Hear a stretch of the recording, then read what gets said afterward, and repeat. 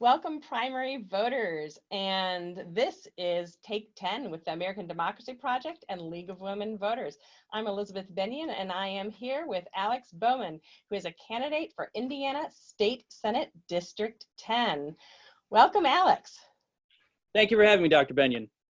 Now, I wanted to ask you first if you could talk a little bit about what kind of experience and skills you bring to this position. Sure. So I am a practicing attorney. I've been practicing law for, just about 4 years now. And so as an attorney, first and foremost, I am an advocate. I am constantly in a position where I am representing people's interests. Sometimes these are complicated issues. Sometimes these are emotional issues. Sometimes these are expensive issues. And so that's the arena in which I have been trained. That's the arena in which I have learned. And so what I bring to the table, I think, is really a pragmatic, solution-oriented approach to many of the ills that face not only our district, but our state. And so that's the kind of training that I bring to the table. And that's what I hope to use in the legislature. Thank you. I want to ask you next to think about what one bill you would most want to sponsor in the 2021 legislative session. Certainly. So I think for me, education is our number one priority.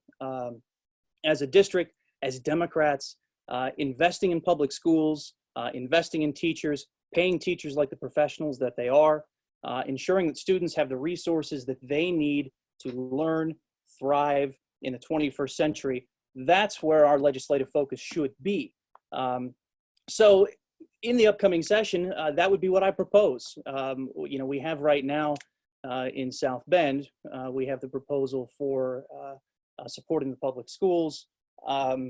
Certainly the reason that's on the table, I think, is because there's been a lack of leadership and there's been a lack of attention to the issue from the State House, and that's trickled down to the local level, and it's put the school corporation, the South Bend School Corporation, in a very difficult spot. And so as legislators, we need to make sure that we are funding the public schools, because I think education is the great equalizer. Education is, I think, and not to sound so simplistic with it, but I think education can be the cure to a lot of ills that we see in society. Education increasing per pupil spending. Right now, Indiana is 47th out of 50 among the states in the per pupil spending.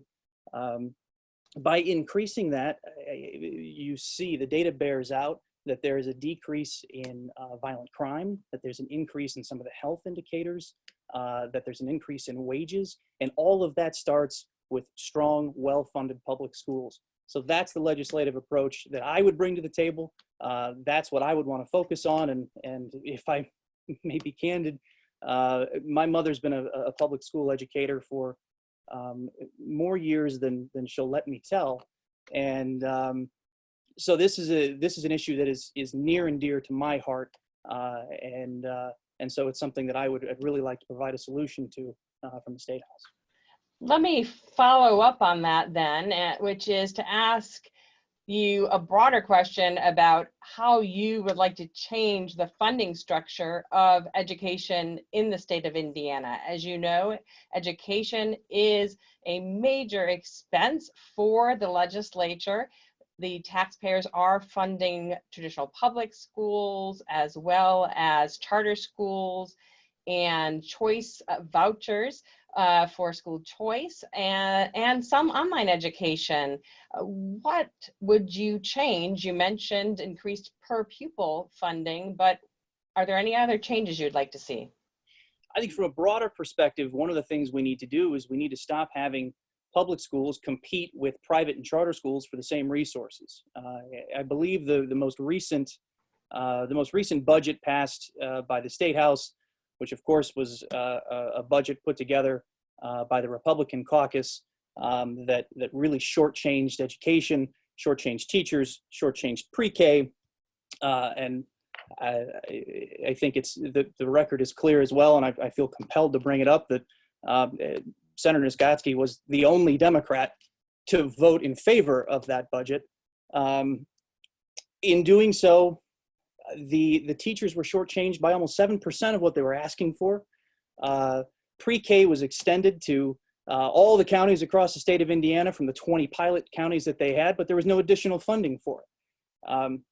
And so since we have, even though education is a significant expenditure for the state, and I think that budget was about 50%, we can't look at that number and be satisfied. We have to realize that there's more in the state budget that can be allocated to education so that there isn't this competition between the private schools and the public schools. Public schools cater to the needs of hundreds of thousands of children across the state. And so that's where that focus needs to be. That's where the money needs to go. That's where the resources need to be directed. So speaking of resources, Democrats sometimes criticize the legislature for not doing enough to address issues of stagnant wages, rising healthcare costs, and teacher pay. Do you share that criticism? And if so, can the state actually afford to do more than it's doing now? I do share that criticism, and I think that's a good way to put it. I think there is absolutely more that the state can do. When we look at what the state has available to it presently, the state has, and I don't necessarily agree with the Republicans on this fiscal approach, but the state has squirreled away over $2 billion into a rainy day fund. So there's money available, and we think about even what 10% of that might do to improve public education or to improve access to affordable health care in the state. There's money there. And so I think the state, particularly over the last decade or so, has really done the citizens a disservice by moving investments away from human capital. And I think that's a trend that we absolutely need to reverse. There needs to be, as we've discussed, the investment in education.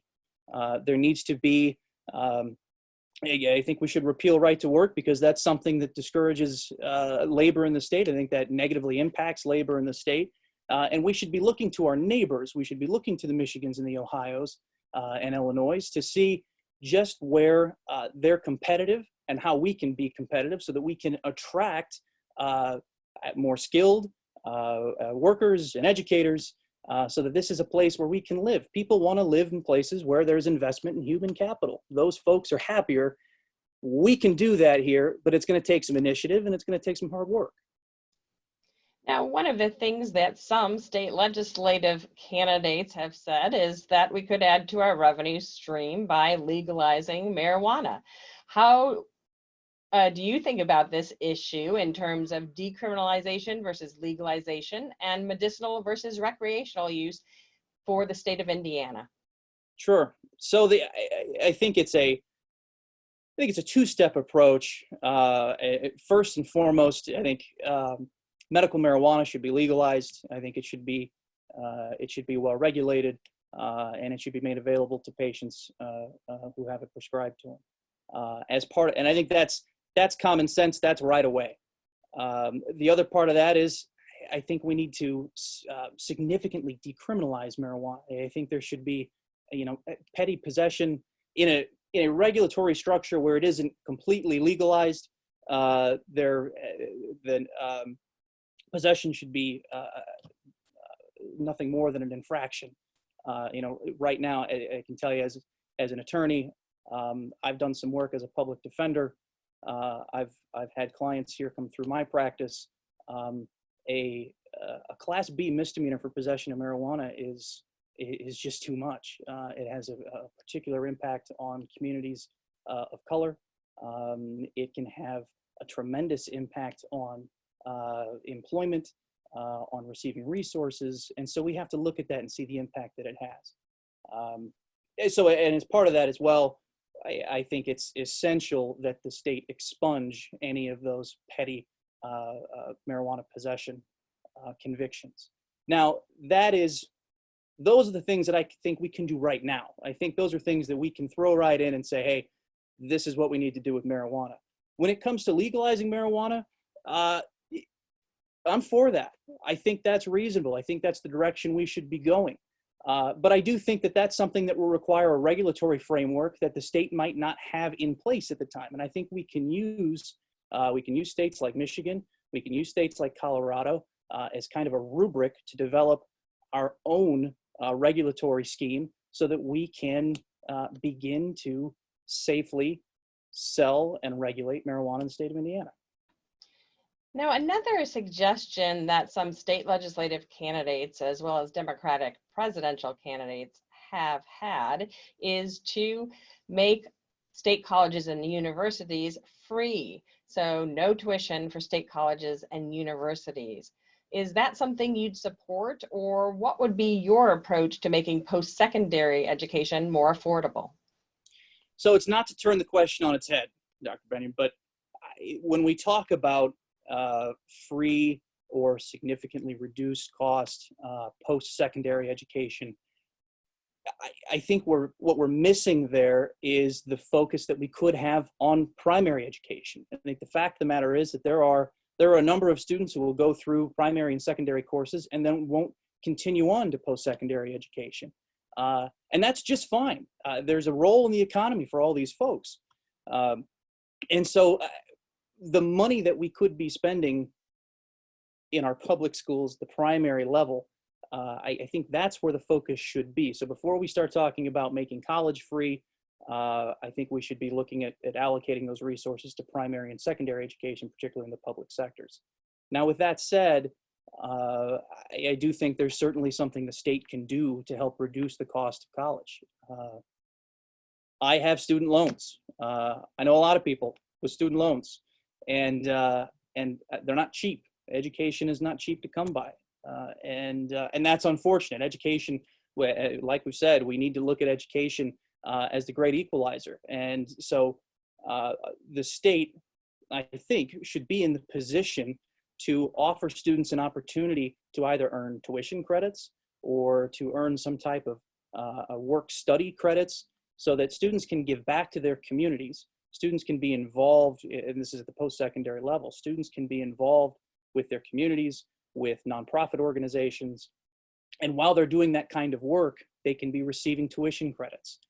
And I think that when we look at the economic impact of that, I would make the argument that the benefit that those students add to a local economy would be more than offset by the cost of the tuition credit to the state. Now, we don't know yet if all colleges and universities in Indiana will be back in person in the fall, and that, of course, is because of the pandemic and the effects of the novel coronavirus here in the state of Indiana. How would you rate the state's response to this health crisis, and do you have any specific suggestions about what the state should be doing to deal with this pandemic moving forward? So as far as rating the state's response, the state has been, and this has been efforts that have been primarily through the governor's office, which as a candidate for the legislature, I certainly have concerns about the governor being able to act unilaterally in a lot of these senses. I think this is something that there absolutely needs to be some legislative involvement so that resources can be allocated appropriately, rights can be protected, etc. So as far as rating the state's response, I would say it's no better than par is how I would characterize it. And I say that because of a couple reasons. First and foremost, I don't think that we've had the required number of tests made available to the people who need them. I don't think we can open the economy safely without having those level of tests available. I also think there has been a lack of clarity as to the type of protective equipment that is needed for a lot of these essential workers to be able to be in their workplaces and to be there safely. And so I think that's both of those, I believe, are potentially shortcomings of the governor's office.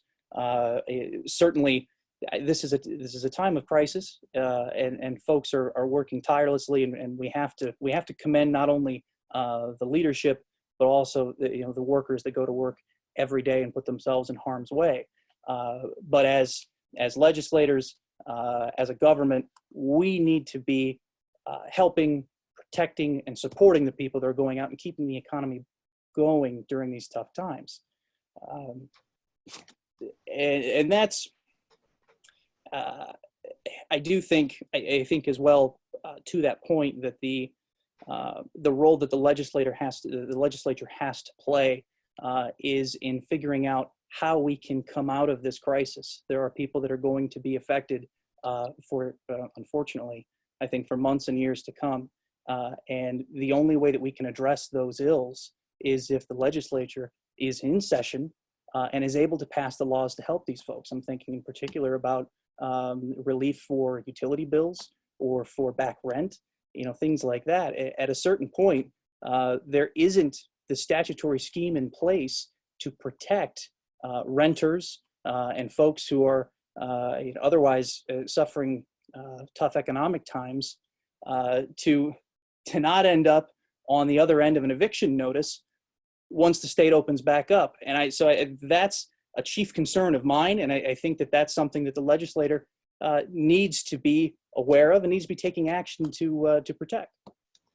Now, of course, even if you are elected to the legislature and you could get them to extend session or go back into emergency session during such crises, it can be hard to enact your policy priorities and your ideas into legislation as a member of the minority party.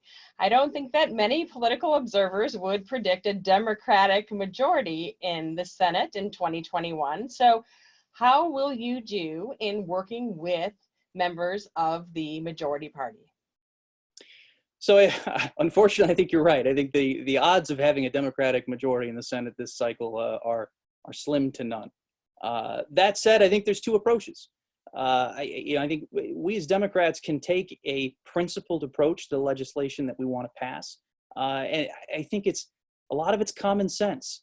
From the common sense standpoint, we can appeal to the better nature of our Republican counterparts, and that should be enough, you'd hope, to be able to get some legislation passed. Now, I think that's part one. Part two is we as Democrats, we have to have a vision for the state. We have to be able to articulate what direction we want the state to go. And part of that is getting folks off the sidelines and getting them into races. Right now, I believe the number is there are 5 Senate districts in the state that don't have Democratic candidates on the ballot. That's unacceptable. We're not going to be able to have the impact in either house if we don't put the people there to help support these initiatives. Right now, as you can imagine, with the Republican caucus, with the number it has, the Democrats don't have to get out of bed, and the Republican caucus can pass legislation. That should concern us. And so clearly, there's something that we need to fix that we haven't addressed yet, just yet. And I see myself as part of that wave of new blood in the Democratic Party that can help articulate that image and articulate that vision for the state to bring more people off the sideline. Well, thank you very much, Alex Bowman, and thanks to those tuning in. Don't forget to mail in those ballots. In-person voting will be limited this primary season, and we encourage everybody to go to vote411.org to read more about Mr. Bowman's responses, but also responses from other contested candidates on your St. Joseph County, Indiana ballots. Thank you very much.